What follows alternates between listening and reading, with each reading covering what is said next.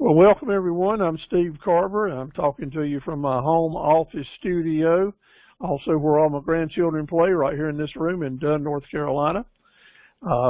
Working tonight with presentation number 959, and so glad to welcome y'all on my journey through entrepreneurship, because I'm one of you as well. I have my own business. I'm pretty much a one-man operator of an internet business, and also enjoy several profit centers there, as well as in the teaching and coaching and counseling world.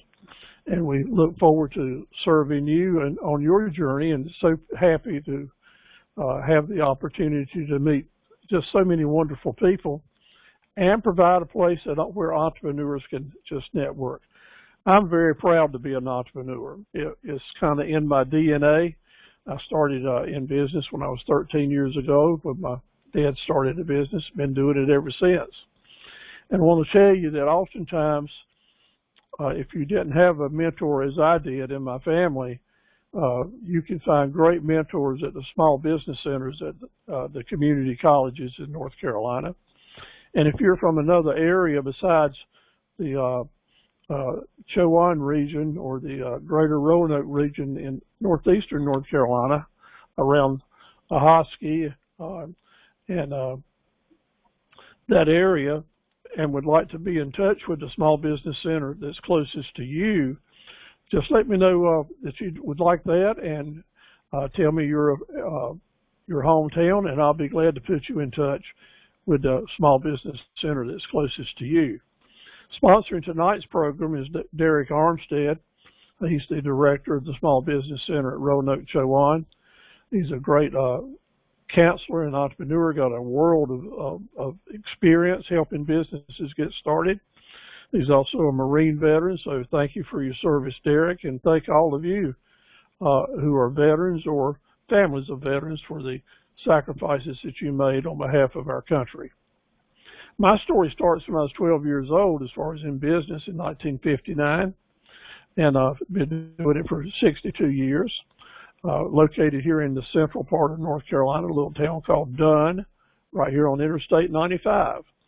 So 95 is the main highway that goes from New York to Miami, well, actually from Maine to Miami. And we're right here, pretty much the halfway mark between that. Except for the 4 years when I served in the U.S. Coast Guard, operating search and rescue boat like this off the Outer Banks of North Carolina, I've been involved in the equipment business. Equipment being tractors, farm equipment, industrial equipment, material handling equipment like forklifts, irrigation. That's been my kind of area forte, and it's led me in a lot of different directions. This is what our dealership looked like when we had a bricks and mortar business here in Dunn. Sold that back in 2008, so the building's still there, but some good friends are running another business out of it.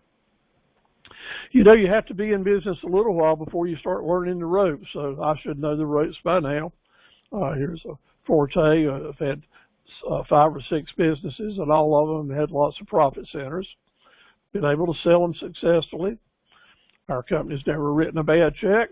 It's got excellent credit. And so we still enjoy a lot of good business today.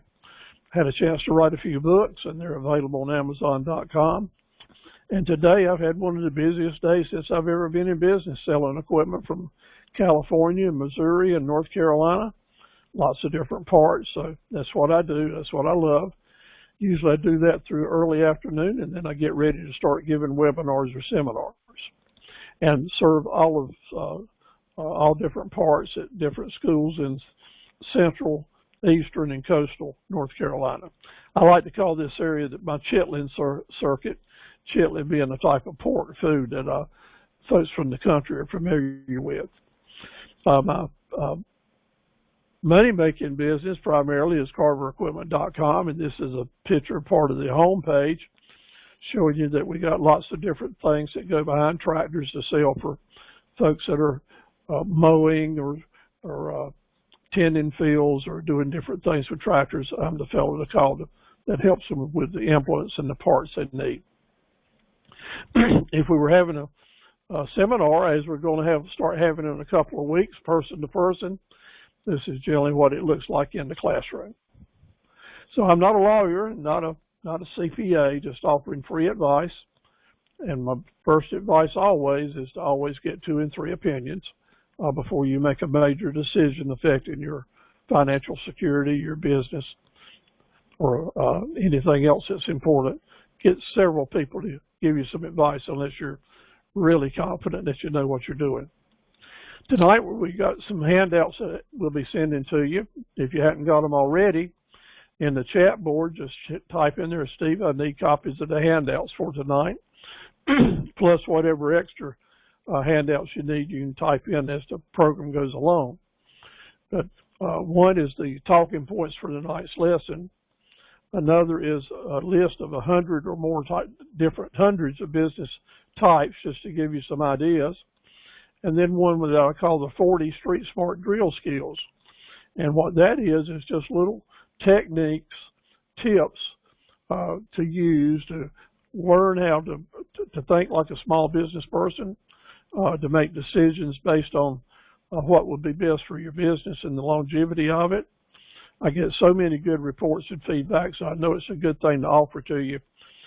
30 of them, there's videos to go along with them, so if you open up that email and go to the links that are offered to you, you can do one a day, and after 40 days, it'll be just like you've been to a college class on getting your master's in business education. Next Tuesday, sponsored right here, we'll be talking about how to start a salon or a barber shop. We'll actually get right into what the earnings potentials are for stylists and barbers, and also some pitfalls that you would need to watch out for if you're planning that business. And it's a great, great career opportunity for those folks that want to do that. And I'll go through a lot of do's and don'ts. So if you or someone you know is thinking about entering a career as a stylist or a barber, it would be a good 2 hours for them to spend. Then I'm very excited to say to all of you who are just getting acquainted with me and the way we present, I do a lot of what we call series presentations under the umbrella of our Academy of Entrepreneurs and Associates. And what this is to try to give you a group of webinars and seminars that are linked together. So after you've gone through all 7 of them, or 5 or 6, how many is in the group, you'll have a really good foundation of knowledge to help you make the decisions that you want to do to get your business started. So I'll be having a set of Wednesday night and Thursday night presentations starting on April 27th, basically 2 weeks from now. And I'd like to invite y'all to come every Wednesday night and every Thursday night, or mix it up any way that you want to. Basically, the Thursday night presentation is the core topics, and for that attendance and passing a quiz, you'll be able to be awarded a really nice looking certificate that's frameable, attesting to your certification as a graduate of the 14-hour course, and we're happy to offer that. And that may help you with your resume or getting a job, or at least strengthening your business plan. On Wednesday nights, here's a list of what we'll be doing. If you'd like to pursue this, just let me know in the chat board. I'll send you how to pre-register. Everything is free, no charge for any of it, and we'll just be so thrilled to have you. If you've been to these before, you're certainly welcome to come back. After you've finished one of the courses, you become an advanced associate member of our academy. When you do finish it 2 times, you become a master's associate, and then each time you finish another course, you get another certificate, and it'd be a master's 2, master's 3, and so forth. It'd be just fine with me if you get enough certificates to wallpaper your whole house with them. So I look forward to working with you. And this is also, through these courses, a good chance for you to learn and meet other people and actually be able to do some networking. Tonight's main topic is, of course, 20 businesses that you can start with $100.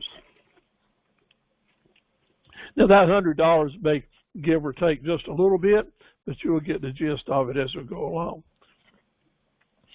How do we get into this? How do we get started? Well, first of all, what do you choose? Which one? Why would you pick one over the other? And when would you want to start? The reasons is that you need a good basis for where you're headed. You want to pick a business where it can tie in with whatever business knowledge you have so far. It would tie into the type of capital, the type of money or assets that you might have to invest in a new business. So that might have something to do with whether you go forward with one type or another. Is this going to be a full-time thing for you or a part-time thing or just maybe a hobby that you're going to try to grow into a business? So time will become very important. And before you jump into something, you need to basically decide how much time can you carve out of what you're doing already so that you can pick something and go forward with it. I'll encourage you to do a lot of surveying, to check into this or that, ask questions. You can certainly ask me questions, send them to me or your small business center or a friend. But you'll want to do a good amount of research and surveying into a business before you get started, just to make sure that you feel good about the fit on it. So very important. Demographics is saying, is this business right for you and for the area that you're in? Like, you may make the best banana pudding in the whole world, but if there's not enough people right in your area where you plan to have sales, the demographics don't work for this business for you. If you're in another area where everybody likes banana pudding and you think you can sell enough to make a business out of it, then the demographics would say, okay, you ought to go forward with it. So doing these surveys is important. I've got lots of different ways to help you test the demographics. Now, let's talk about taking risk. Some folks really just don't want to take any risk at all. And yeah, maybe we're only talking about $100 in cash money right now that you're going to be putting into it. But a risk is still there in the time, your reputation, how you feel about yourself, the success. Risk-taking is an important factor, and you want to get started in a business that fits your comfort zone in risk. Now, y'all are at the right place at the right time because you're here ready to start studying and improving the learning process that you're going for. And I want to welcome y'all who have just joined us. So glad to have Mary Ann and Dorothy to come on board. Glad to have y'all on board. So the learning process, number one, enhancing your business skills. Maybe you hadn't been in business in your own business before, and you've been kind of dependent on the managers and the owner's business skill to keep it going, and you've been focusing on one particular part of the business you've been active in. But when you own your own business, the whole book of skills needs to be aware of, and that's one of the reasons these 14-hour courses that we're going to be starting week after next can be so important to you, because you can enhance all your business skills during these courses an amazing amount. Marketing. Every business needs customers, and you get customers through your marketing plans. Designing and creating that marketing plan is an important part of your skill level and enhancements that you'll need to do, and we can give you lots of information doing that as well. I want you to know, and you really need to know, the difference in marketing and advertising so you won't waste money on one or the other, and to learn how to use your investments in marketing and advertising in such a way that you get a return on investment. That is, I don't encourage you to invest, but I don't want you to waste your money, so it's up to me to give you lots of tools to make sure that you don't. Any business can stay in business only as long as it's profitable, or as long as someone is pouring money into it. Now, to get it started, you're going to have to pour some money into it, no doubt about it. Just like if you want coffee out of your percolator, you got to put the coffee grounds in there, right, and put the water in there. To get started in business, you're going to have to make certain types of investments. But understanding profitability is the way that you stay in business. Those investments need to bring a return on investment, and part of that return on investment needs to be paying off the debts that you got started or your expenses, and leaving you some profit even after you pay yourself to have some profit to grow the business. That's the key to long-term staying power. The smallest business or the largest business needs to have that long-term staying power. Upselling. Not just making the first sale, not just doing your basic business, selling one thing at a time, will keep you in business in today's world. What will enhance your ability to stay in business a long, long time is that you have created profit centers that you can do a lot of upselling. That is, when a customer buys one thing, you've got 2 or 3 other things ready to be sold to them that will complete their purchase or make it even better. So when an entrepreneur can sell the same number of customers, more products and more services, then his profits and her profits are going to go way up. And the best way to do that is through upselling. So we will spend a lot of time teaching you how to do that as well. Any business, no matter how big or how small, depends on customers that stay with you for a long time. And customers will stay with you for a long time if they know that every time they come to you, that you are maintaining, that you have set and are maintaining high standards. You know, you're not looking for the cheapest way out or taking the low road. You're willing to put the effort in to keep those standards high and to keep the right standards. And they might be professionalism, your talent, housekeeping, customer service, but mainly hospitality. And hospitality is an important business skill like customer service that I want you to enhance, to have the self-confidence and self-assurance to know that you're probably going to be able to stay in business a long, long time. So maintaining those standards is really important. As we look at different businesses that we might want to start and stay with, I like to use the analogy of peeling the layers off an onion. You ever done that? You ever held an onion in your hand, just seen how many different layers of onion skins that you can keep pulling off? Well, it's amazing. They just keep on coming, like thousands of them, just one thin layer at a time. That's not unlike different types of business. And entrepreneurs, I like for you to know that whatever business that you might want to start for $100 now, by learning the details of it and how many different aspects or how many different skins there may be in this onion, you may be able to grow that very small $100 business into a multi-million-dollar business in a relatively short period of time. The key is you just have to know, and right now I want to tell you, that in every business, whatever it is, there's a way to expand it in such a way, one step at a time, to help it grow. By connecting the dots, that is, the dots need to be in a circle as you're growing your business and doing different things and touching different customers. You always want to remember to stay connected so that you can increase your business without increasing your overhead really, really high. So that's what I'm saying. And generally in every business, there's about 25 different variations of it that you might be able to expand into and to grow your business and profit centers. Every business, no matter what it is, has certain vital signs. Just like if you go to an emergency room, you're having some type of health problem, everyone's going to talk about your vital signs. Well, I want to talk about that first. Number one, what we're going to need to do to keep healthy is to keep fighting distractions. And distractions in our life take away from our focus and keep us from doing the things that we need to do to keep the business going. So every day, we need to set priorities to help fight the distractions. In other words, we're going to set some priorities or goals for every day and do our best to meet them. Your business needs to be more than just one thing. It needs to be doing more than just one thing, selling to one group of customers. Because if you're just doing a one thing, it will go south one day. I'll guarantee you it will go south.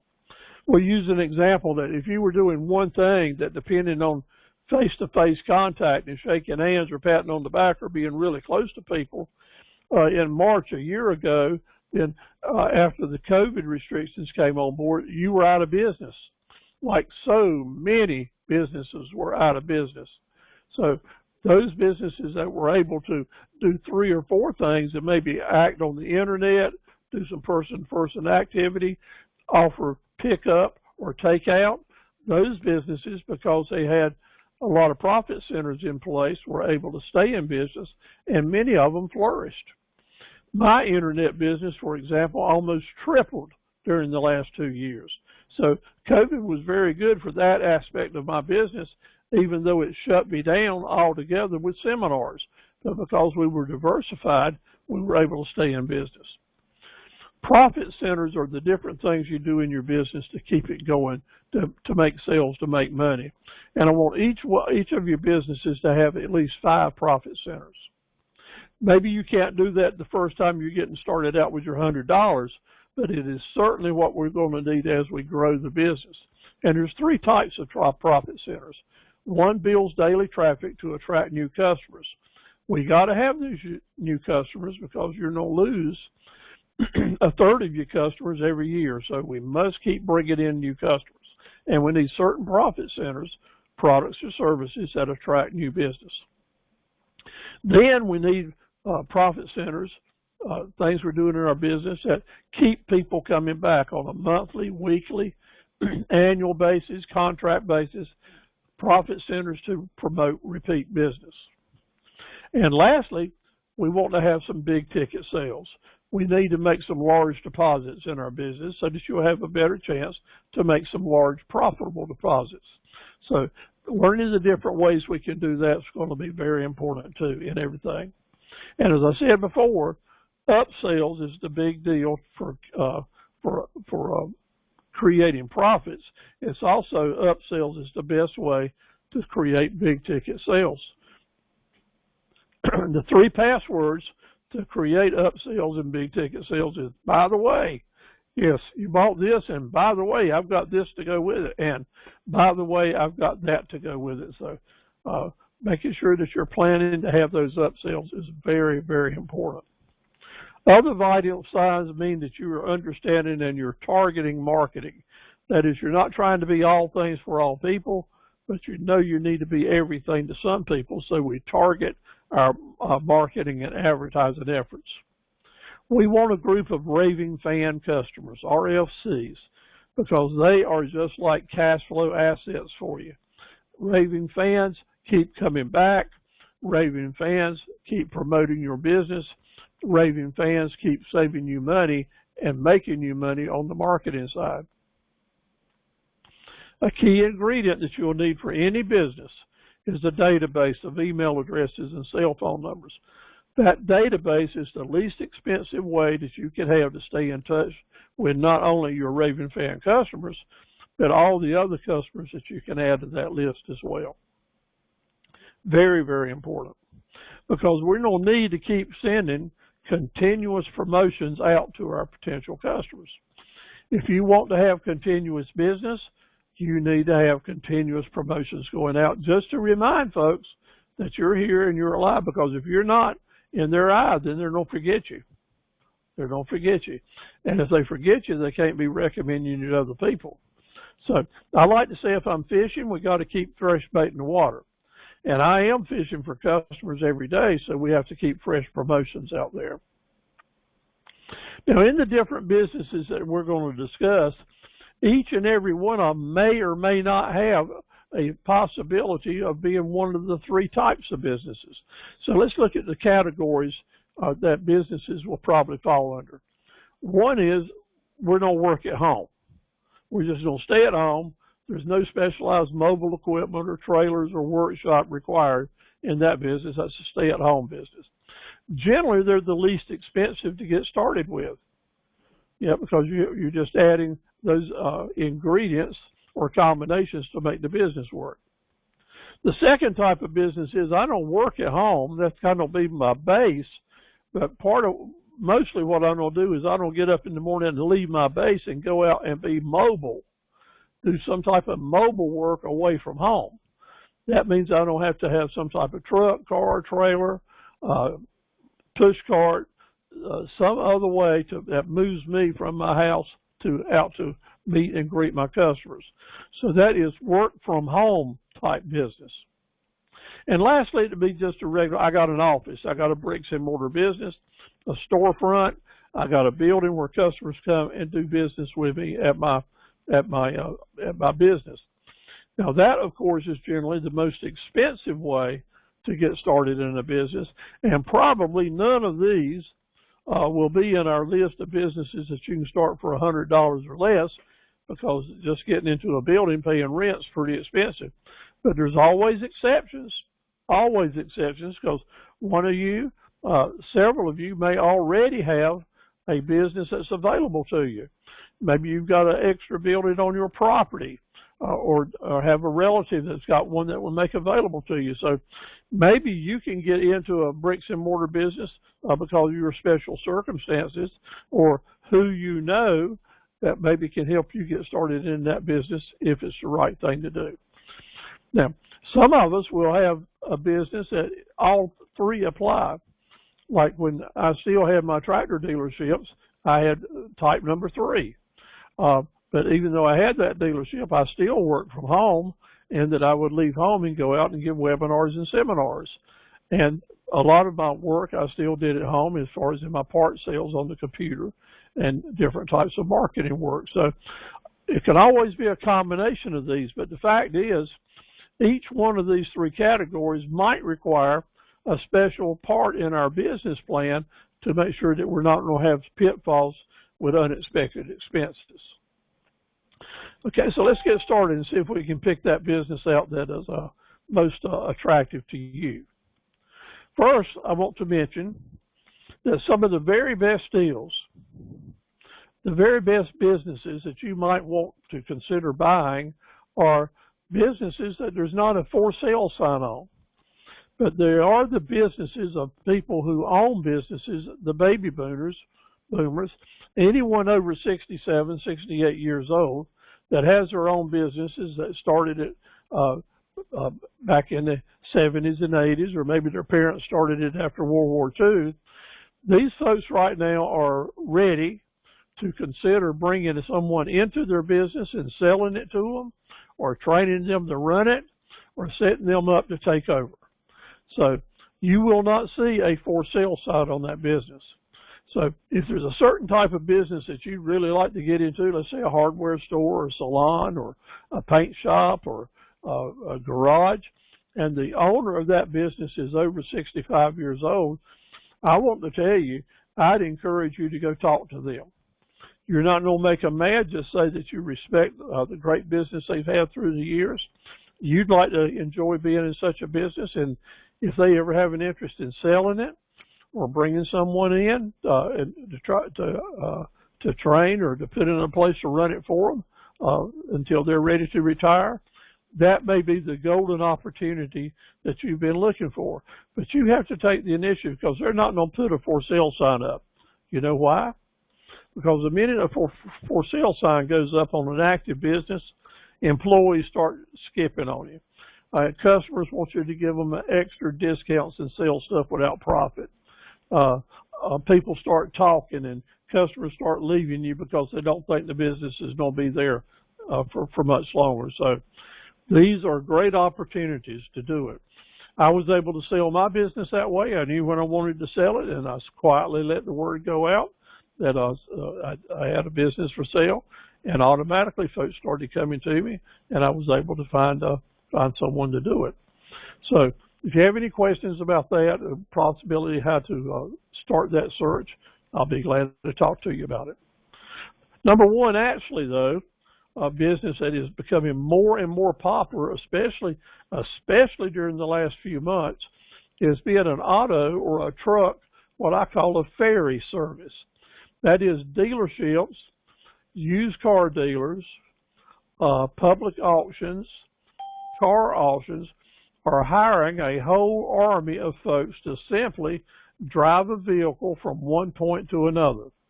When a new car dealer sells a vehicle and they're ready, and maybe the customer is 100 miles away, The dealerships now are saying, we'll carry it to you. We'll put a full tank of gas in it. So they hire people to drive the cars to the different locations where they need them. You go shopping in a new car dealership and you find just a car you like, but it's not the right color, then that salesman's going to get on his computer and he's going to find a new car that suits you just perfectly and send someone to go get it. Well, those people that they're sending are contract drivers. And there is virtually, I would say, that in almost every new car dealership, a lot of used ones, if you approach the managers and just let them know that you have an excellent driving record, you would love to have a chance, leaving your name and information, and you'll probably get a chance to start your own business being a ferry service. Lots and lots of opportunities there. And you don't need any type of special license as long as you're not driving extra heavy-duty trucks. Another business service that's going on, and maybe some of you have a whole career background in business. Maybe you have your degrees. You might have done some work like I'm doing right here tonight. Maybe you've got the qualifications and the experience to help entrepreneurs actually write and create their own business plans. I have several people that I refer folks to that actually do that. And in other words, you hire them to do that work for you. You have to feed them the information. In my webinars and seminars, we try to encourage you to do it yourself and give you good templates to do it. But maybe you're already busy doing things and you know the basics. You just want to get someone to put the plan together for you so you can see how it looks, or maybe so you can have it ready to take to a lender or a vendor to show them your plan. So people actually work as contractors to help other folks create their business plans. A lot of them have been to my seminars, and I'm happy to help them. Now, us old guys, a lot of us like to cook outside and have for years at family cookouts and vacations and such as that. Well, there's a new world here throughout, I know, in the South and in our Cajun country, maybe all over the United States, folks that are catering meals that they cook on their outside grills or in their kitchen. If you are into cooking, into doing outside cooking or maybe inside, catering meals is becoming a small cottage industry that folks are doing out of their home and out of their backyards. So it's something to think about.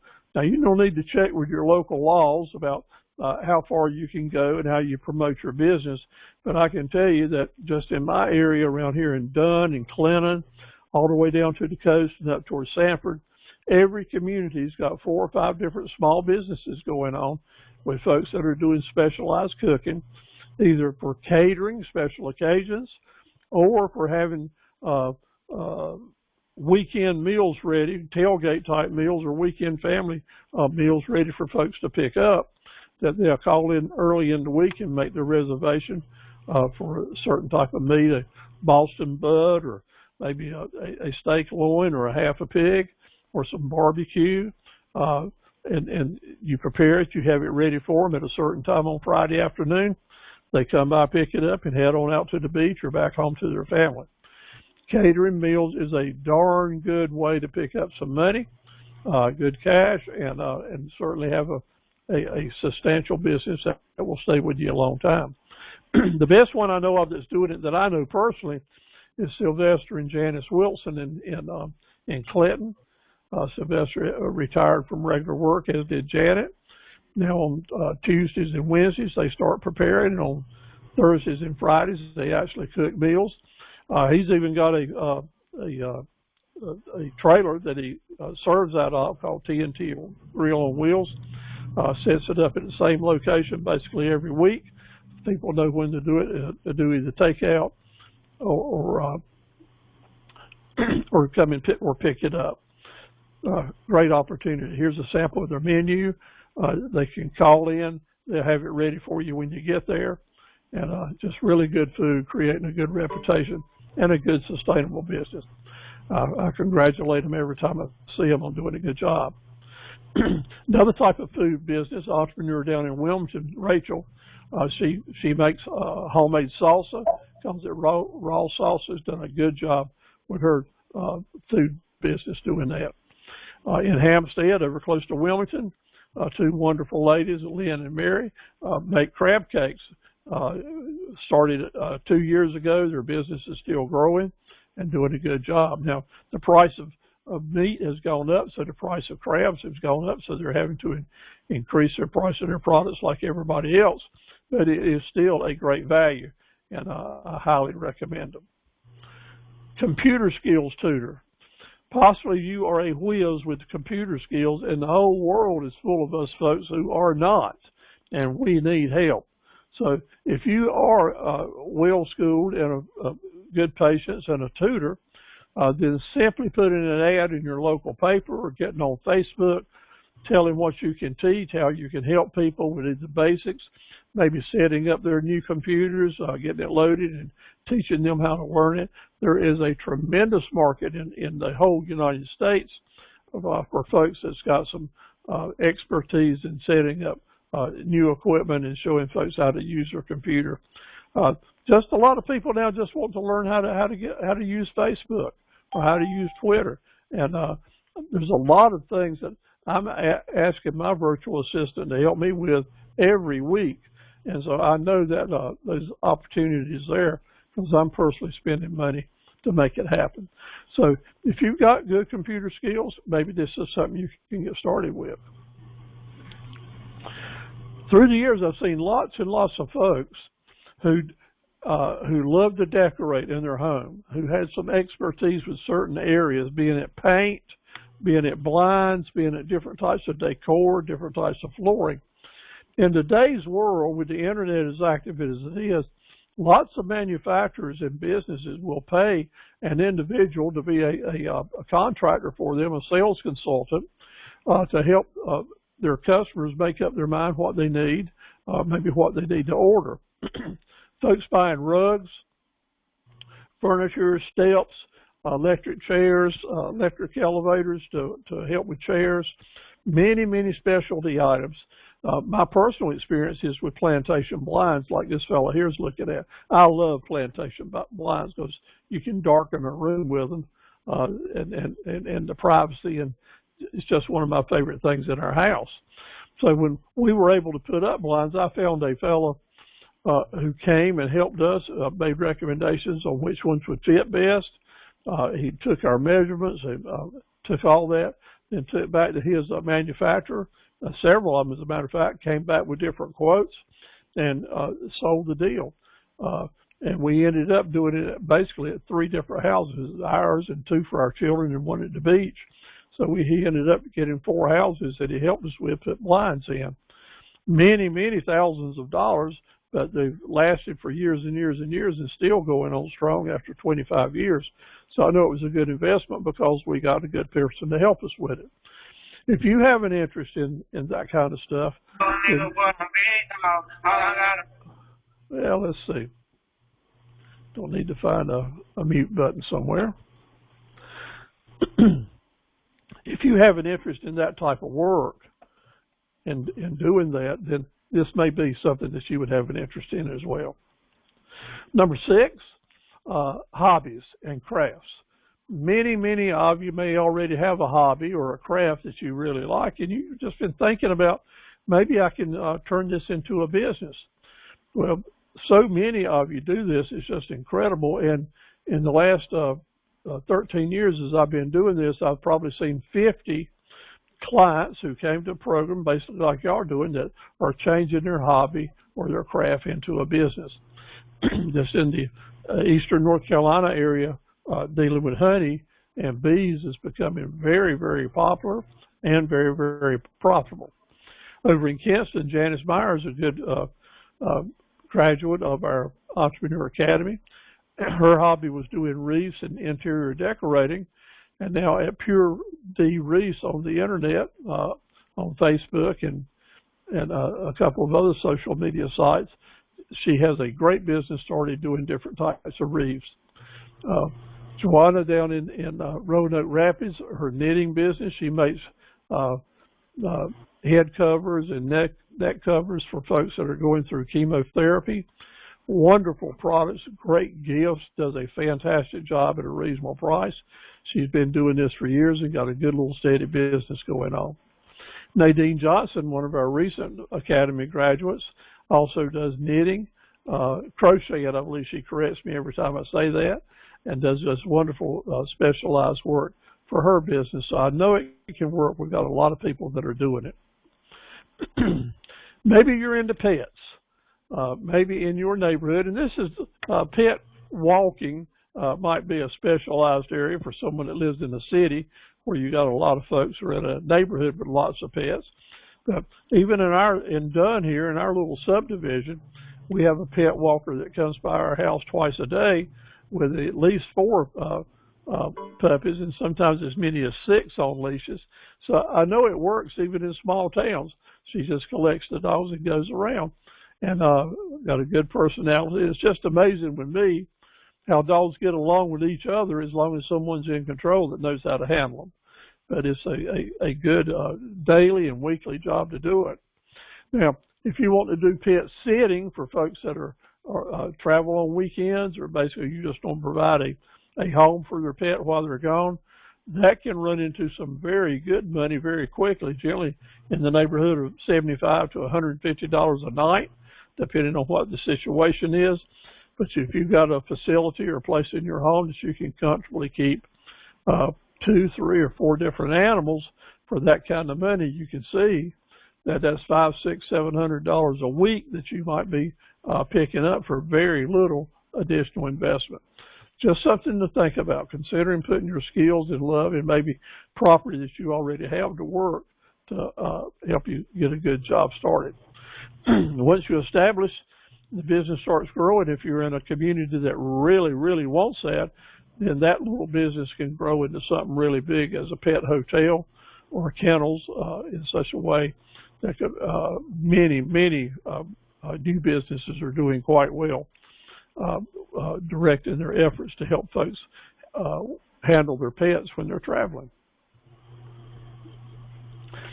This year so far, I've had at least 3 of our Academy members start event and party planning businesses. Requires very little, if any, initial investment. It's just you need the skills, the desire, and the business skills to present yourself, to get on the internet and social media and start inviting people to give you a chance to do business and then kick it off. Event and party planning immediately leads you into the opportunities to get into the supply and rental business of the candle holders and chairs and tables and tablecloths and all the things that people would rent or use when they're planning a large event, so that business can grow and grow and grow and keep on. How you present yourself, you knowing the tricks of the trade is so very important, but it's a good business to get into if that's your knack, if that's your niche and you feel good about it. Here I'll give a special recognition to Harrington Jones event planners that started this year while they were attending the Academy. So I'm just very happy to give them special recommendations over in Rockingham.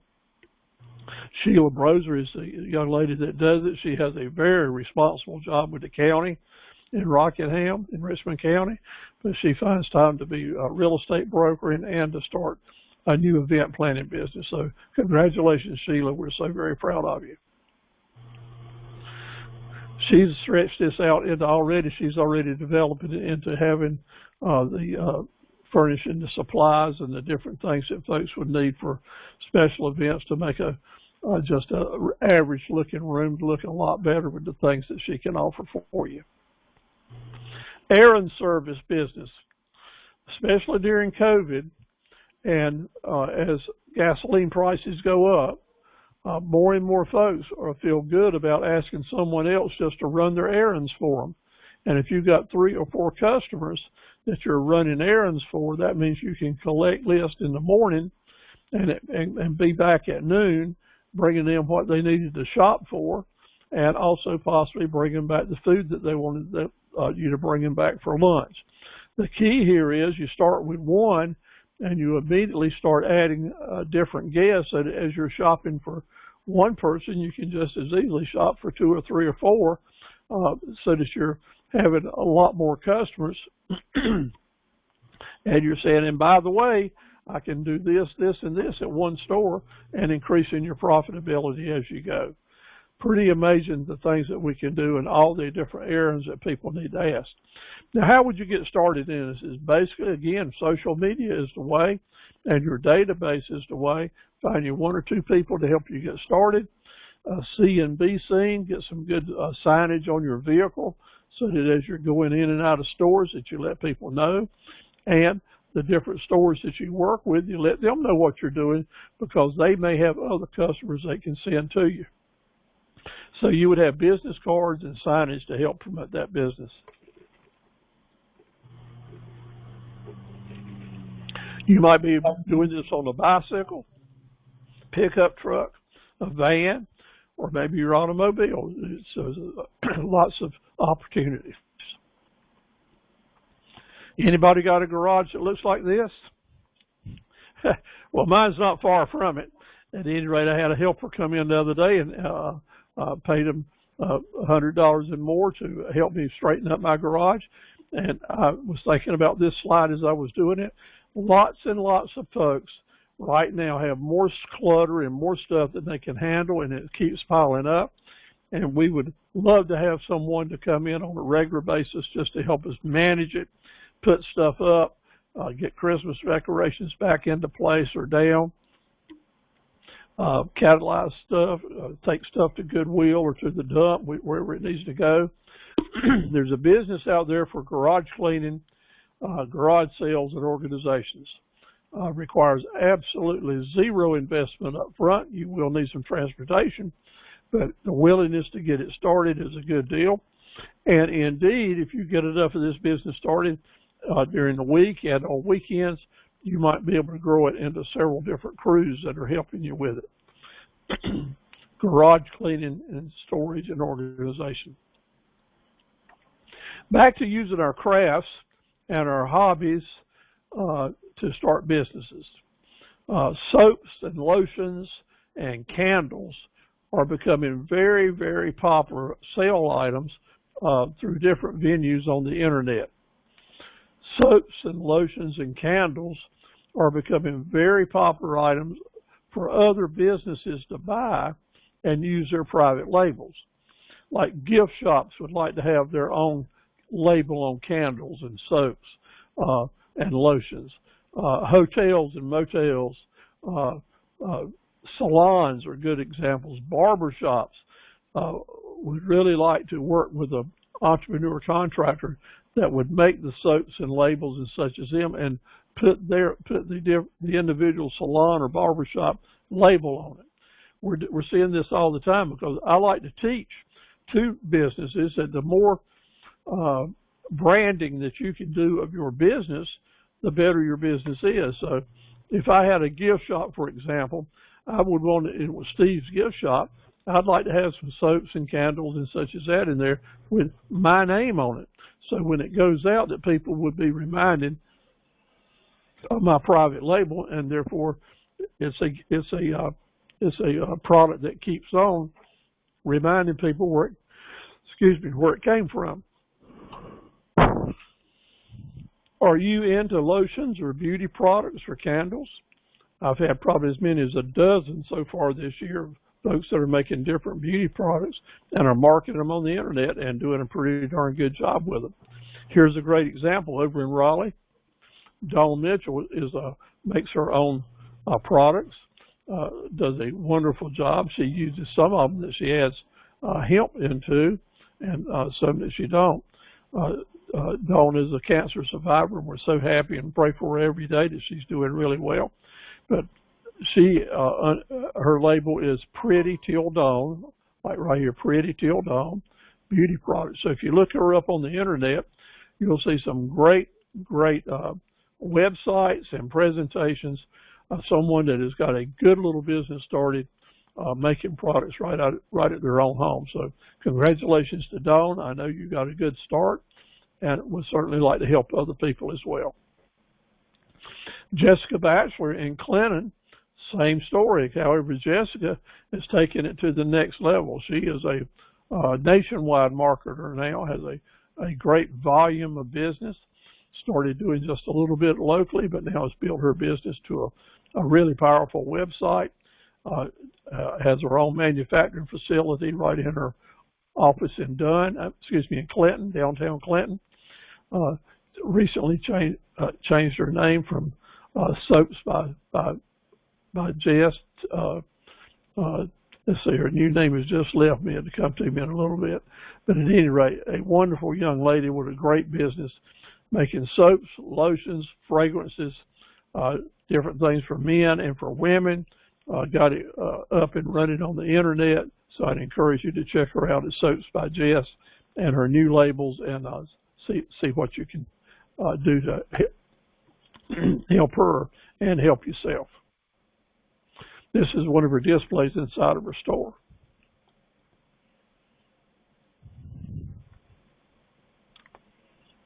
Very impressive. Just really nice folks. Does a good job greeting and meeting people. Here's her new label. I thought I had it. Remedy by Jess. Now, it's not Soaps by Jess, but Remedy. Cool name, cool logo. So proud of her. So, number 12. Maybe you live in a region or a community that has a lot of history in it.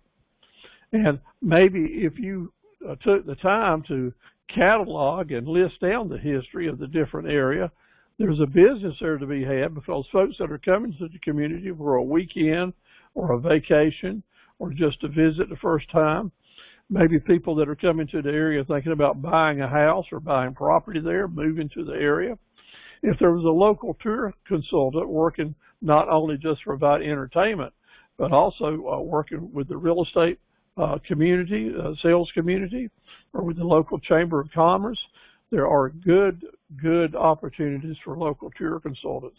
Basically, what you would need there would be your car or your van, of course, set up for several passengers with a nice, safe, comfortable ride, and a tour of different places and a script that you would go along with it and enjoy doing it. I remember the first time that I went to the battleground at Gettysburg, Pennsylvania, where the Civil War battleground was, that I was just amazed that we hired a local gentleman who carried us around the battleground, and he had the story down pat. I could almost smell the gunpowder and hear the cannons. Every place we stopped along the way, he had the story to tell about that particular area. Just one of the most delightful half days I've ever spent, and very happy to pay him a very nice fee he charged, plus a nice bonus, and it's a good thing to do. So maybe you're in a position that you have the time and you're interested in local history or local events or special things that you might share with people that are visiting or want to learn more about your community. Then having a local tour guide or consultant is a good little business to get into that requires very, very little investment. Good example of that is Valerie Smith, a dear lady who's one of our Academy Masters now, having to graduated from, I think, 4 of our different programs. Valerie started her own business last year called Gold Point Transit in Wilmington. Now, she has a special issue here in that she offers wheelchair accessible transportation. So not only is she able to give tours of the local Wilmington area and the beach area, which is a popular area for doing that kind of thing, but also another profit center for her, and probably the main one, is to offer wheelchair transportation for clients that need to go to and from different places. So her calendar is becoming more and more filled up every day, getting paid for her services and her time, but offering a variety of services is the key. You can see Valerie's videos. Just go search for Gold Point Transit, and you can see how one person got started. Now, did this cost more than $100?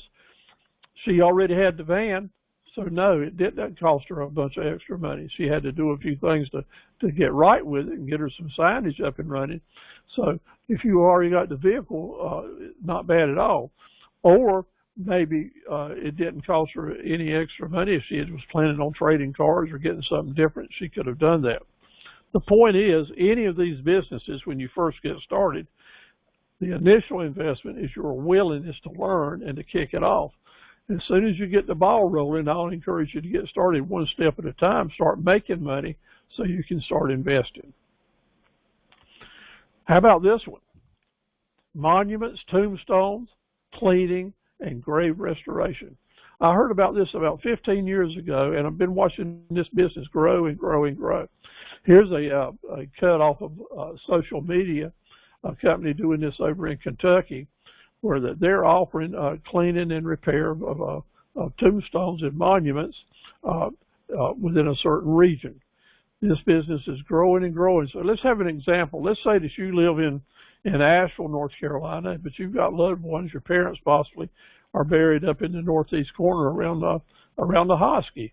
Well, that is a long way for you to go, spend all day driving down, a long, long day, maybe spend the night, work out in the cemetery, cleaning the tombstones up, planting some flowers, putting some pictures out, honoring a birthday or a Veterans Day for a veteran, then driving back home. It could have cost you $500 or $600.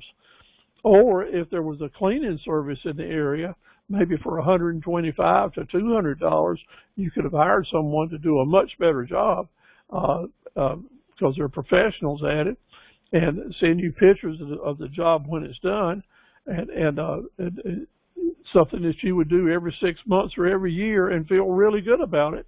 So when you could go down and visit your loved ones or your family or the grave sites, they would look really nice, and you'd be able to enjoy the visit and the peace, and not have to work yourself to the bone after driving all that distance. So there is a market here for it. Lots and lots of people like to take advantage of it. So they would start out possibly with, this is a veteran plaque here, Mr. Holcomb. This is what it looked like before, and this is what they were able to do for it just in about 35 or 40 minutes, because they had the right tools, the right spray, the right elements and brushes to bring it out, and therefore turn this into this. Pretty amazing. And you use these kind of pictures on social media and show people what you can do. They'll talk to you about offering a quote or whatever, and it's something you can go for. So how would you get paid? Generally, these folks set a price. They get a credit card number. They go do the work, send the people back a picture of the finished product, and charge that credit card, so you don't have to worry about getting paid, and the people that are paying the money instantaneously see what they got for their money, and therefore it's a win-win situation. Give it some thought. Requires very little investment to get into it, a bucket, some chemicals, and make sure you got a ride to and from the cemeteries. So again, this is the before and after pictures, which is how you market the business. Here's another before and after. Quite a difference, isn't it? All of us would pay a very reasonable fee to have someone enhance our old family property to go from one of these to the other. Pet grooming. Unlike housekeeping and kennels and walking and things like that, the pet grooming business can be done in a bricks and mortar place, no doubt about it. You can have a mobile truck, a van that you can carry and bring the pet inside your van and do the washing and grooming or trimming inside your van. Or possibly you would actually take your tools to someone else's house and do it on their property. Most groomers like to use either their van or trailer, or have a place that they can bring it, or even people bring the pets to their house. So you can use any one of 3 or 4 different ways to promote this business. Getting started, you might start with folks just bringing the pets to you at your home. You have a place set up where you can do your work. And then as that grows, you might be able to say, okay, on Tuesdays and Wednesdays, I don't take care of pets at home, but on Thursdays and Fridays, I don't get in my van and go out and do business mobile. That way you're serving a whole different group of customers, and your business is more sustainable because you diversify. But this is a strong, strong industry. Generally, pricing determines how much work you want done for the pet. But almost always someone's going to end up spending $35 or maybe as much as $150, depending on what's going on. And these folks are going to be earning from $3,000 to $1,000 a day depending on what your capability is and if you have some help helping you. Good examples of very successful people doing this are Kyle and Amanda Baker. They have pet grooming facilities in Pink Hill and Beulaville, North Carolina. That's over in the coastal plain part of the state. Great folks. I was honored to have them as Academy members, came to learn a lot of their business skills from our classes. So I know they pay a dividend. And they've learned to increase their business with great marketing. Now they've got a lot of extra stuff that they sell so they can say, and by the way, we've got food. By the way, we've got collars. By the way, we've got special this and special that for your pets. And it don't take you long in this business to learn. You'll make more money and more profit from the upsells than you do with the actual service that you're giving to the pets. They've actually grown their business now into not only grooming and products, but they're also offering some kennel services for folks where they can keep the animals for them. Picture framing business. No matter how old we get, no matter how the economy goes, no matter what, we all like our photographs, and especially our family photos or certificates, or they're just treasures. And folks will pay a premium price to get them framed in a way that suits their particular needs. So I'm seeing more and more gentlemen, some ladies, taking their woodworking hobby skills and turning them into making money as picture framing. You can do this in your own shop at home, or you create a shop somewhere else and have people bring the business to you. But picture framing now, you can find a lot of suppliers that have all different types of framing material that you can have a nice display for a reasonably small amount of money to show people the different frames that you might make. You might not have to buy all this. You might get good pictures and use them in social media. Just like when you go buy carpet, you'll see samples the same way as happens with picture framing materials. But there's all different types of framing going on. Lots of veterans now and families of veterans want to frame their medals and photos and keepsakes. It's a good example of new business, a diversified customer group that you would go after that. You got the graduation pictures, wedding pictures. You might work closely with photographers and with folks that are restoring old photos. All these different types of businesses could send business your way. On the other hand, you may be in the photography business now and looking for profit centers. It might be framing, could be the profit center for you.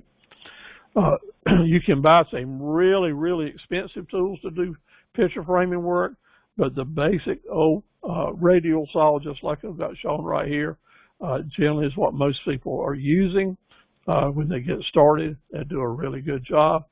And you can carry it up to the next level with special tools to do your corners with, and clamps to put things in position, to glue them and or affix them. So there's some special tools, fairly inexpensive. I looked at the charts for how much these cost, very little. I think someday this might be a hobby I might want to pursue. I had a woodworking shop for a number of years. Usually a hobby lasts me about 5 years, and for about 5 years I did woodworking, built furniture and things. Restoring furniture itself, upcycled furniture, restoring it, doing things to it to make it either sellable or to restore for the original owners. Very little investment required. You just need a place to work. So many people just do this at home in their home shop, out in the garage or a special room that they've done. Now, if you get into stripping old paint and you need a vat or something like that, you'll need an outside building because there would be fumes involved and maybe some risk with chemicals. So you have to be careful with how far you go with this. But most of you restoring people will find someone else that's doing the stripping and carry the products to them to strip the old paint off, and then they'll bring it back and do the refinishing. So there's ways to make that work. These folks make generally from $300 to $700, $800 a day if they've got good business coming in. Sometimes they have enough business that they can hire 1 or 2 people to help them part-time. But it's a good thing to get started with. It costs very little money. Start with your own friends and neighbors and then go from there. Mostly ladies. Some men love to do sewing, love to do alterations, love to do seamstress type work. If you've already got the knack and understand how it works, you can generally buy a used commercial sewing machine to get you started very well. Not only is this to bring in the upholstery business, but also for furniture, as we just saw from the fellow that's restoring. So there's another profit center that might be linked together. But also people who has expertise in refitting cars and automobiles with seats and headliners, dashes and things like that. That's a whole cottage industry in itself that requires very little investment to get started with. I have a good friend, Claire, down in Elizabethtown, who started her alterations business. She calls it her fashion house. It's right on Highway 701 between White Lake and Elizabethtown. Claire operates this business on her own. She is a master seamstress, so she has seamstress work. She does. She makes pillows for people, decor pillows, does window dressings. During the last 2 years, she's had a heck of a business making masks for the COVID, specialized masks, and does just a wonderful job with specialized fashion work for folks that are after beautiful dresses and things like that. She's been at it for a long time. She's got a lot of skills, and she's taken these skills down and spread them over enough of different profit centers that she's got a good regular business coming in all the time. She could use 2 assistants all the time. She has a hard time finding assistants, so she stays very busy herself. A way to take this to a new wrinkle is over in Clinton, Do-It-Yourself Sewing Incorporated. Angela and Karen started their own business teaching other people to sew.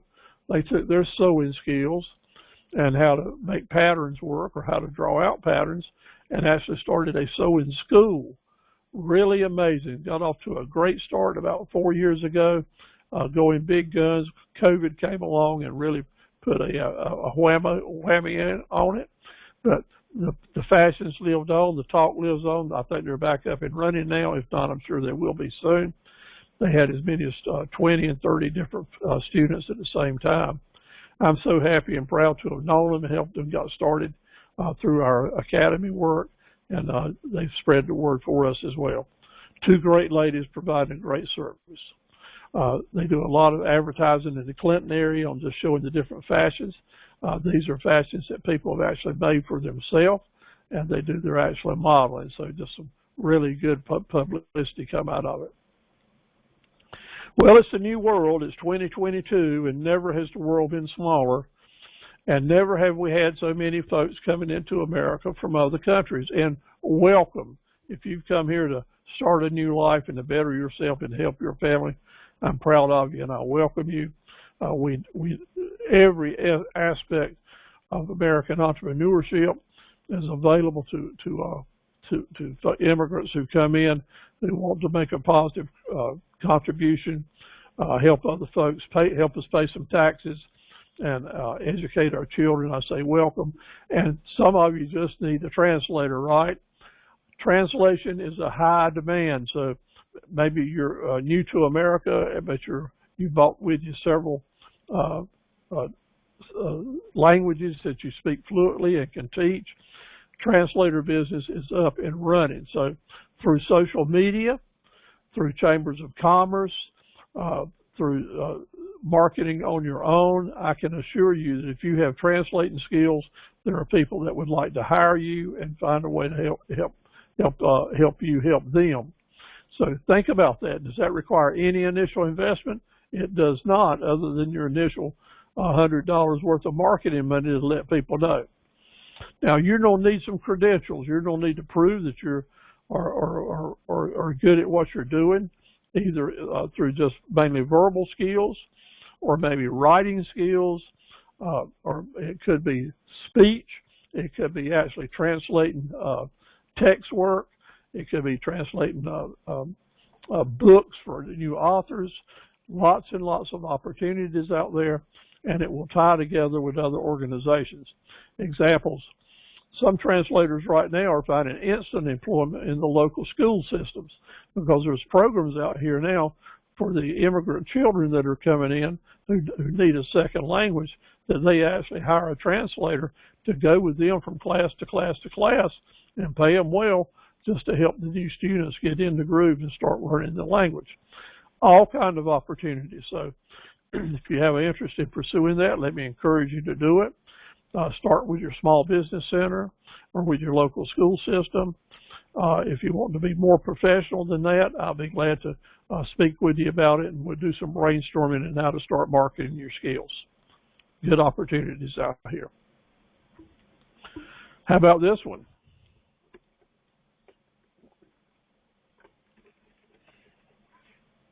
Maybe the greatest opportunity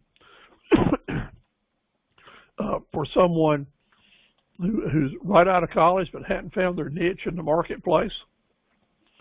Someone that's got a really strong draw to learning more and manipulating all the things that are available on social media. It might be eBay, it might be Google, Google My Business.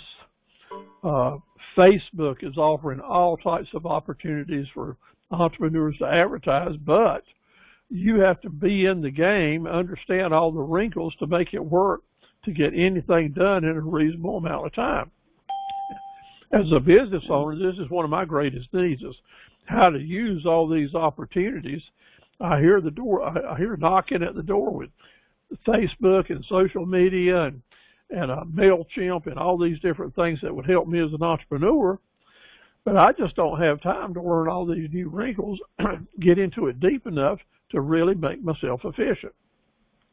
That's why I need virtual assistants, folks who understand their game. They'll get more done in 15 minutes than I'll get in 15 hours, and I'm happy to pay them a reasonable hourly fee, and they can have as many clients as they want as long as they're helping me manage my email list, get my mailings out, do social media marketing, do some special admin jobs that has to be done in my business. It might have something to do with bookkeeping or accounting or so many different areas, whatever it is. Every business has different needs. And as entrepreneurs, if we're trying to operate them ourselves without having a lot of administrative full-time staff, then where is our answer? It's in the virtual assistant. These folks have become really hard to find, more so in the last 6 months because business is booming and more entrepreneurs are coming in the marketplace requiring their services. So let me say to you, men or women, no matter what your age, if you've got strong suits in social media, you understand certain aspects of business, and you're really good at it, be from QuickBooks to Facebook, appointment setting, managing email list, MailChimp, Constant Contact, any of these areas that you're really good at, all the different Google things like Google Drive and Google My Business and this and that, if you've got those skills, then there are job opportunities just waiting for you. And I'm going to tell you that your fees can run when you're starting out from $20 to $25 an hour. I was quoted today from a lady that's been doing it now for 7 years, and her fees are up to $60 per hour now. So the better you get at it, the more you can perform for your customers. It's just amazing the opportunities available as a virtual assistant. Maybe this could be a part-time job for you, or maybe a full-time job, or maybe just one that you just do a certain task for a certain other business. But if you're into this and you have certain skills, then let it be known.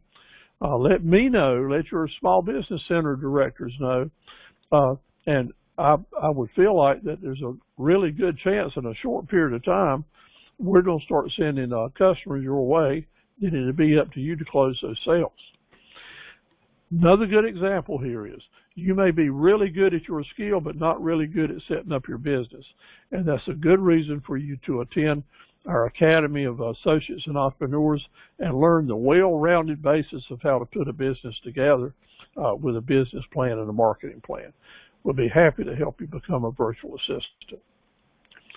Office data entry, admin work, copies and pasting, any of these different types of skills that you have really good basis at, or maybe that you could train other people, there's a market there for you to do it. My favorite virtual assistant trainee right now is Sarita Sampson in Clinton.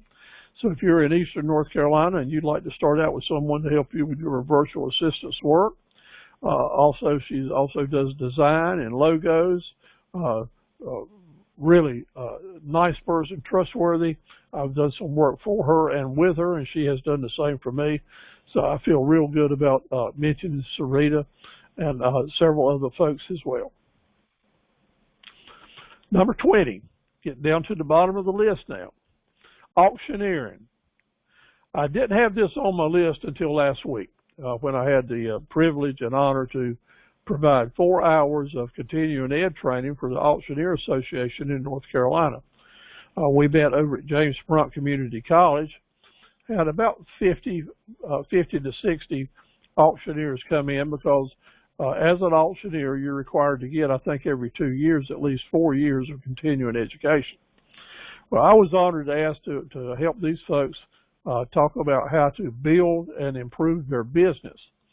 Not how to build and improve their auctioneering skills, because that's not something I know anything about.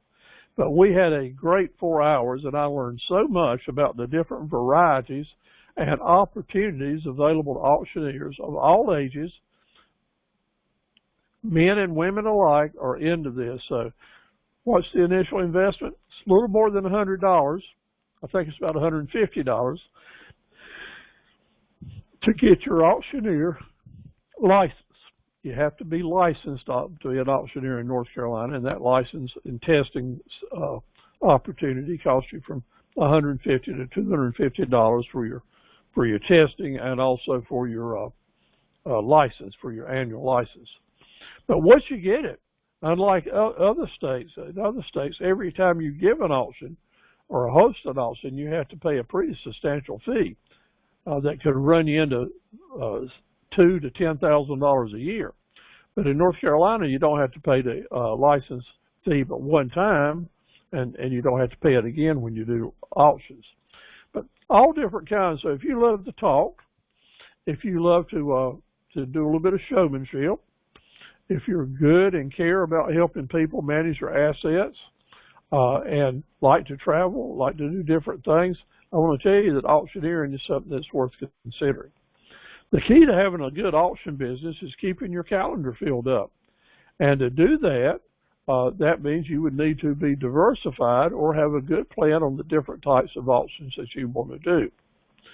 Folks that are in the auction business sometimes make more money buying than they do selling other things. In other words, they are professional, go to the auction and buy things. And they buy things at what they consider way below fair market value, as we teach you how to do in the seminars. And you buy right, then you're able to bring it back to your location and sell right. You might even just buy something at one auction, let it stay right there till the next week, and then offer it for sale and make money on it when it resells at a higher price. Lots and lots of wrinkles, lots of things to learn about it, no doubt about it. Also, you have folks that are going to, like we've been seeing on TV for a long time, the storage building auctions. That is a real thing. That really happens. And more now, these auctions are available online where you don't actually have to go. What they do, they take some photos inside the different storage buildings, storage bins, take some different photos. You're able to just look at them, search around in it just like they do on TV. You can't walk in, you can't touch anything, you just get a look. And then in a little while, they put it up for auction and you can bid on it. Sometimes there's hardly no one bidding on it. Sometimes there's a crowd. That's the beauty of auctions. You don't know what you're going to get. But there's an opportunity there to make some good money. The better you get at it, the more money you can make. So these pins here are representing different things to do on different days. And I can tell you in North Carolina, you could probably go to a different auction or several different auctions on any given day except Sundays in the state. So what are the different kind of auctions that you might participate in? Well, you might just become a fundraiser. You might just say to churches and the schools, I would like to host an auction for you. We'll do fundraising. I'll show you how to do it. I'll show you how to put organization together. I'll get a percentage of the sales, and we'll go from there. Also, you might do estate sales. They're happening all the time. Every time someone passes away or has to go to a nursing home or whatever, sometimes that family wants to do an estate sale to raise some money to take care of their loved ones. Those are issues that are sometimes large, sometimes small. However, they like to deal with people they can trust, got a good reputation. Usually a family member or whatever will let you get started in the business, not requiring a lot of credentials or a lot of history. So there's usually a way that you can get started here. As I mentioned, the storage building closeouts are really popular, require zero upfront investment. Now, when you buy what's in when you buy what's in the storage building, you have to lay out the money, but hopefully every bit of that's going to be sellable merchandise for you, or at least enough room to make some profit. Sometimes folks just want to go to different sales and yard sales and places where they have the different stores, the shopping stores that sell secondhand merchandise. Some folks just call it junk. They buy stuff at one place, bring it back to their place, put it online, put it in an auction, and sell it. I consider this all part of the auctioneer business, because the key of being an auctioneer sustainable is, number one, for you to have a niche market that you're really good at for your big ticket items and established regular business going on. And then all the other opportunities that you're out there looking out for helps you become more profitable. Buying and selling items out of garages, having sales there. And then maybe you've got a building. Maybe you've got a business facility that you can actually set up and start having an auction, consignment auctions, of where people bring their products in and other folks are invited to come and join. And or maybe you have your own products there that you're auctioning off, stuff that you've bought at other places, and you're in total control of that. Of course, in this type of business, you've got lots and lots of other profit centers, be it anything from concessions that you will sell to having a side business over with items that are for sale that are not part of the auction. So you can have a retail store on one part of the building while the other part is offering off auction items to the guests that are coming. Several of these are operating in probably every major community in the state. A lot of them in the very small communities have the auction houses that operate maybe once or twice a month. So if you wanted to learn about this, you could basically go see what the deal is, get involved, maybe test the waters and see how you like. But getting your auctioneer's license, again, is the key.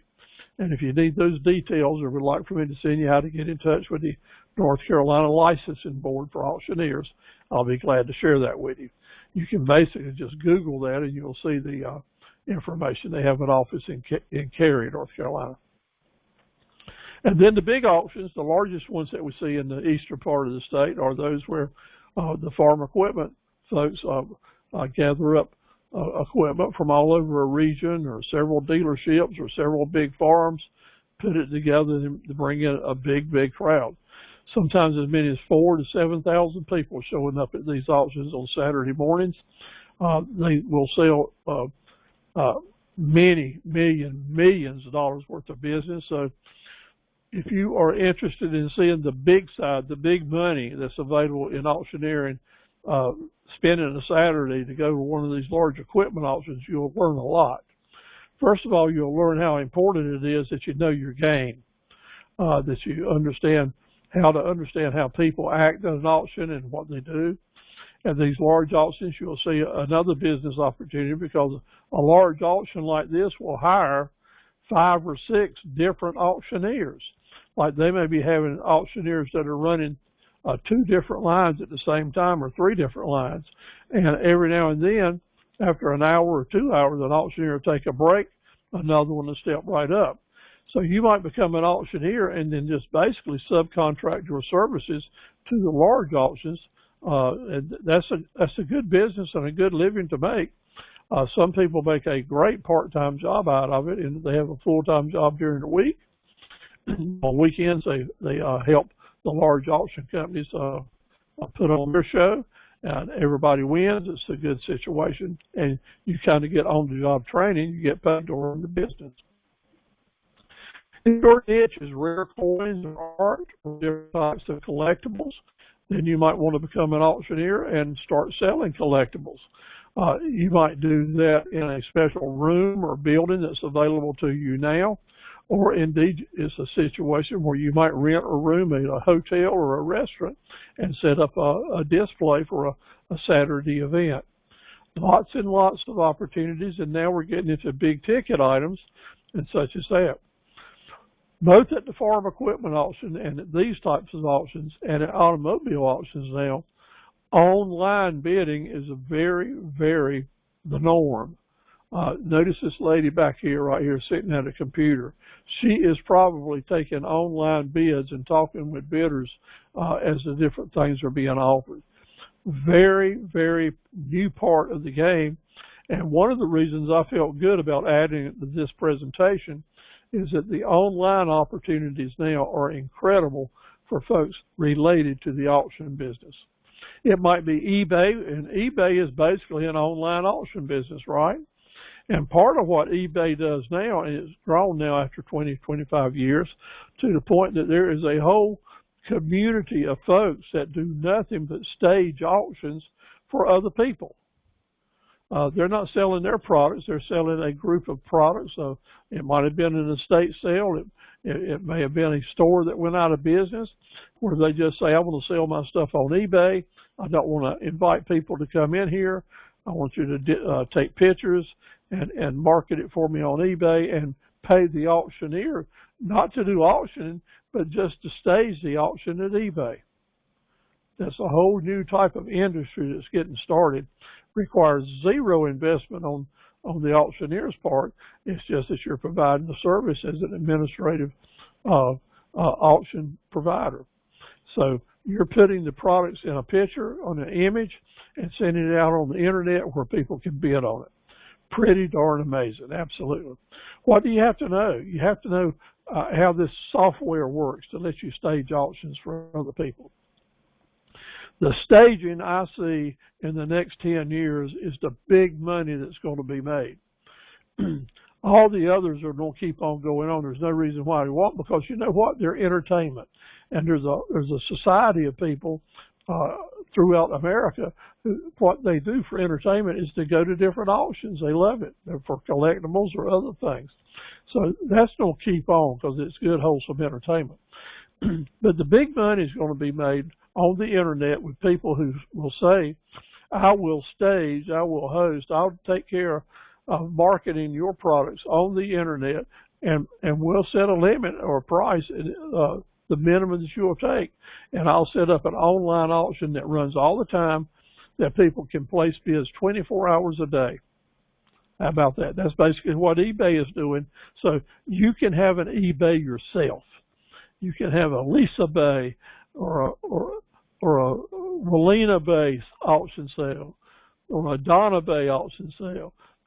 The future is not only will you be able to sell your individual items online as a business person, but if you want to be an auctioneer staging, I think it's going to be a major subculture industry that folks are going to make a lot of money doing it. Now, let's just talk about some other things. That's the basic 20 things I wanted to mention to you tonight. But all these, you can see there's a great variety to it, but there's a job out there for you. There's a business out there for you that's related to your particular uniqueness. What's unique to you? What particular skills do you really excel at, or that you would like to grow a career around? And when you think about it and write that down, I got a good feeling I'll be able to help you find some type of business that you can apply that to, so you can do what you enjoy doing and make money doing it. So improving those skills is number one. You got to be good at what you're doing. I'm going to go through some examples here of different folks that have been members of the Academy and associated with our training through the years that have taken what they've learned and are turning it into business. Now, Angie Merritt over in Roanoke Rapids, a wonderful young lady. She's always been interested in yoga, and she's put together yoga classes now. Got a good calendar, a good business, and just enjoys her work and enjoys working with people. In addition to that, there's Angie again with Betty. They've also put together a business called Food Cures You, which helps people manage their diets to work through diabetes and other ailments that they might have, not necessarily trying to lose weight. However, that's always on a lot of people's mind, including my mind. But these two ladies have put a business together helping people choose the right foods. Leanne Mertens in Wilmington, a new North Carolina resident, also interested in yoga. And what she has done is she's taken her yoga classes and has them online now. So you don't have to go to Leanne's studio. Your room at your home can be your studio, and Leanne will work with you via Zoom to have yoga classes one-on-one live on the internet. What a great idea. This is her new logo embodied. What a great way to represent your product. She'll open up the class. She'll have her own room set up. She'll come in and she'll do her exercises as you do yours with her. And she can have a class of one or have a number of people in the class with Zoom, all doing the work together. This is a growing industry, required virtually no extra investment, provided you had the space and the ability to do it. Take it a hobby and make it at work. I mentioned Joy over in Sampson County. Her business is Joy by the Pound. She makes pound cakes. That's where Joy by the Pound came from, Joy's Pound Cakes. Fantastic creations, and she is a fantastic lady. Taking her love, she has retired from a career of public service. Just a really sweet lady. Her and her husband are devoted to see if they could make some extra pocket change with doing a little baking. And I'll be darned if it hadn't turned into a major business. She's doing a great job with it. Natoya Dove over in the Burlington area, or Reedsville area, actually, a professional teacher. During COVID, decided to do all that she could to help teach young folks at home, do it virtually. It's put together a nice business that's starting to grow now. So it's amazing. Natoya's got a great smile, and I don't talk to her also about becoming a virtual assistant, because she really does a great job with videos and with social media. I don't know this gentleman, but I've watched him for years take his chainsaw hobby and make different creations, calls it work art, paints different products. He'll make a creation for you, whatever's special. He saws trees into shapes and paints them up for different statues and monuments. Does a good job with it for a very reasonable price. That's at Seven Springs, North Carolina. Here's his truck where he takes it to the field. Now, this is an example of a fellow that works at home, but then he puts his work on a trailer and goes out as a mobile and shows folks what he can do for them. I want to give you a word of caution, because lots of times as folks are looking for that new business to get started, they get involved in multi-level marketing, be it Amway or be it this or be it that. There's so many different things, selling greeting cards or cookware or foods now, lots of different multi-level marketing. Some people call it pyramid sales, and probably that's what it is. You can call it whatever fancy name you want. But you can make money doing this, there's no doubt. The key is, it's just a matter of time before you go through all the people you know that you can get to come to your party or buy something from you every month. Folks just aren't going to do it. Now, I know with Mary Kay and with certain Amway products and such as that, you get an established customer base that are buying things from you every month. You can make a little bit of money. But I want to give you some caution here. Some of these outfits are fly by night. Sometimes they open up, and once you build up a good clientele and you finally start making some money with it, they go away, they go out of business, and they keep your customer list and they go on. And you're stuck with nothing. So if you don't join an organization like this, remember, check them out real thoroughly. Talk to some people that not has a vested interest in you. that have been with them more than 10 years, see what the situation is.